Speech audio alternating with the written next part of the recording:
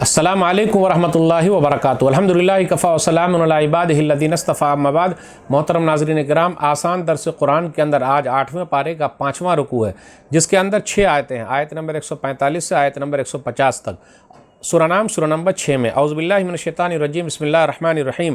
قل لا اجد فیما اوحی الی محرما علی طاعم یطعمہ الا ان یکون میتۃ او دما مسفوحا او لحم خنزیر فإنہ رجس او فسقا اہل لغیر اللہ بہ فمن اضطر غیر باغ ولا عاد فإن ربک غفور رحیم۔ اے نبی صلی اللہ علیہ وسلم کہہ دیجئے، میری طرف جو احکام وحی کیے گئے ہیں، میں ان میں سے کوئی ایسی چیز جسے کھانے والا کھائے حرام نہیں پاتا، مگر یہ کہ وہ مردار ہو یا بہایا ہوا خون ہو یا سور کا گوشت ہو، خنزیر کا گوشت ہو، کیونکہ وہ گندگی ہے، یا فسق ہو کہ ذبح کے وقت اس پر غیر اللہ کا نام پکارا گیا ہو۔ پھر جو مجبور ہو جائے، بشرطی کہ وہ سرکش نہ ہو، نہ حد سے گزرنے والا ہو، تو بے شک آپ کا رب بڑا بخشنے والا نہایت مہربان ہے۔ وعلی الذین ھادوا حرمنا کل ذی ظفر ومن البقر والغنم حرمنا علیہم شحومہما الا ما حملت ظہورہما او الحوایا او ما اختلط بعظم ذلک جزیناہم ببغیہم وانا لصادقون۔ اور جو لوگ یہودی ہوئے ان پر ہم نے ہر ناخن والا جانور حرام کیا تھا، اور گائے اور بکری میں سے ان کی چربیاں حرام کی تھی، سوائے اس چربی کے جو ان کی پیٹھوں یا آنتوں سے لگی ہو یا ہڈی کے ساتھ ملی ہو، وہ حرام نہیں تھی۔ یہ سزا ہم نے انہیں ان کے شرکشی کی وجہ سے دی تھی، اور بے شک ہم سچے ہیں۔ فَإِن كَذَّبُوكَ فَقُلْ رَبُّكُمْ ذُو رَحْمَةٍ وَاسِعَةٍ وَلَا يُرَدُّ بَأْسُهُ عَنِ الْقَوْمِ الْمُجْرِمِينَ۔ پھر اگر وہ آپ کو جھٹلائیں تو کہہ دیجئے تمہارا رب وسیع رحمت والا ہے، اور مجرم لوگوں سے اس کا عذاب پھیرا نہیں جا سکتا۔ سَيَقُولُ الَّذِينَ أَشْرَكُوا لَوْ شَاءَ اللَّهُ مَا أَشْرَكْنَا وَلَا آبَاؤُنَا وَلَا حَرَّمْنَا مِنْ شَيْءٍ كَذَلِكَ كَذَّبَ الَّذِينَ مِنْ قَبْلِهِمْ حَتَّى ذَاقُوا بَأْسَنَا قُلْ هَلْ عِندَكُم مِّنْ عِلْمٍ فَتُخْرِجُوهُ لَنَا إِن تَتَّبِعُونَ إِلَّا الظَّنَّ وَإِنْ أَنْتُمْ إِلَّا تَخْرُصُونَ۔ ان قریب یہ مشرک لوگ کہیں گے، اگر اللہ چاہتا تو نہ ہم شرک کرتے اور نہ ہمارے آباء و اجداد، اور نہ ہم کسی چیز کو حرام ہی ٹھہراتے۔ اسی طرح کی باتیں گڑھ کے انہوں نے بھی جھٹلایا تھا جو ان سے پہلے تھے، یہاں تک کہ انہوں نے ہمارے عذاب کا مزہ چکھ لیا۔ کہہ دیجئے کیا تمہارے پاس کوئی علم ہے تو اسے ہمارے سامنے پیش کرو، لیکن تم تو صرف گمان یعنی خیال کی پیروی کرتے ہو اور بس اٹکل کے تیر چلاتے ہو۔ قل فللہ الحجۃ البالغہ فلو شاء لہداکم اجمعین۔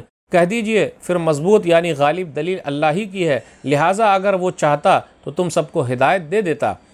قل هلم شهداءكم الذين يشهدون ان الله حرم هذا فان شهدوا فلا تشهد معهم ولا تتبع هواء الذين كذبوا بآياتنا والذين لا يؤمنون بالآخرة وهم بربهم يعدلون۔ کہہ دیجئے تم اپنے گواہ لاؤ جو اس بات کی گواہی دیں اللہ ہی نے ان چیزوں کو حرام کیا ہے، پھر اگر وہ آ کر گواہی دے دیں تو آپ ان کے ساتھ گواہی نہ دیں، اور نہ ان لوگوں کی خواہشات کے پیچھے چلیں جنہوں نے ہماری آیتوں کو جھٹلایا، اور وہ جو آخرت پر ایمان نہیں لاتے، اور وہ غیر اللہ کو اپنے رب کے برابر ٹھہراتے ہیں۔ ناظرین کرام، آسان درس قرآن کے اندر آج 8ویں پارے کا 5واں رکوع ہے، جس کے اندر سورہ نام سورہ نمبر 6 کی 6 آیتیں ہیں، آیت نمبر 145 سے آیت نمبر 150 تک۔ آیت نمبر 145 میں دیکھیے چند حرام چیزوں کا تذکرہ ہے، جیسے مردار حرام ہے، لیکن مچھلی اور ٹڈی وہ مردہ بھی رہے تو حلال ہے۔ پھر اسی طرح بہتا ہوا خون جو ہے وہ حرام ہے، لیکن اگر کلیجی اور تلی ہے تو وہ خون جو ہے وہ حلال ہے۔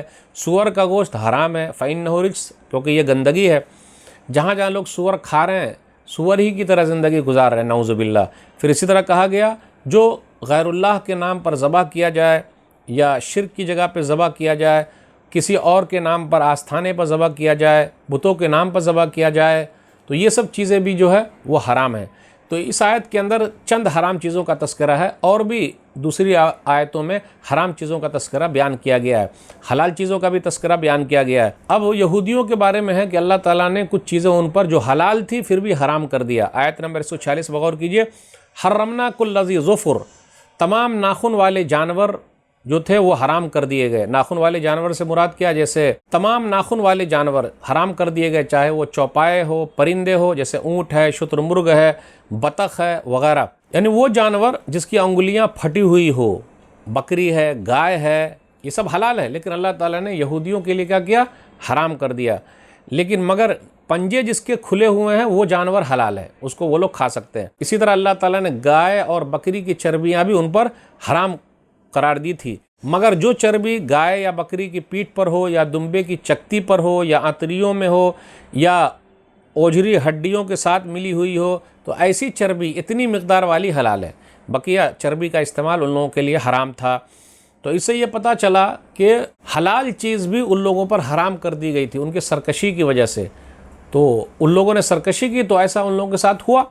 پھر آگے آیت نمبر 147 سے 150 تک میں غور کیجئے۔ مشرکین کہتے تھے کہ جو جانور ہم پر حرام ہے ہم اسی کو حرام مانتے ہیں، اور وہ اپنی طرف سے حرام کر لیے تھے، جیسے بحیرہ، سائبہ ہے، وسیلہ ہے، حام ہے، تو جبکہ اللہ نے ان کو حرام نہیں قرار دیا تھا، جبکہ یہ جانور سب حلال تھے، لیکن ان لوگوں نے کیا کیا؟ اپنے اوپر حرام کر لیا۔